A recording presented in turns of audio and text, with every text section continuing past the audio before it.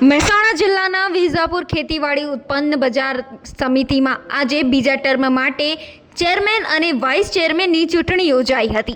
તેમની અગાઉની મુદત પૂર્ણ થતાં બીજી ટર્મ માટે સભાપતિની વરણી કરવામાં આ ચૂંટણીનું આયોજન કરવામાં આવ્યું હતું।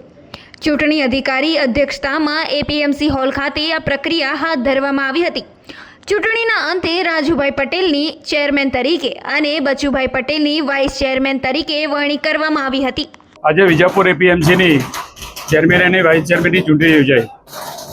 એમાં અમારા આદરણીય નરેન્દ્રભાઈ મોદી સાહેબ જે સતત ખેડૂતની ચિંતા કરવાવાળા અને જે પોષણક્ષમ ભાવ ટેકાના ભાવે જે ખરીદી થઈ રહી છે એના ભાગરૂપે આજે વિજાપુર એપીએમસીમાં ચૂંટણી યોજાઈ। એમાં અમારા પ્રદેશના મોડી મંડળે આજે મારા નામની દરખાસ્ત મને ટેકો આપ્યો છે।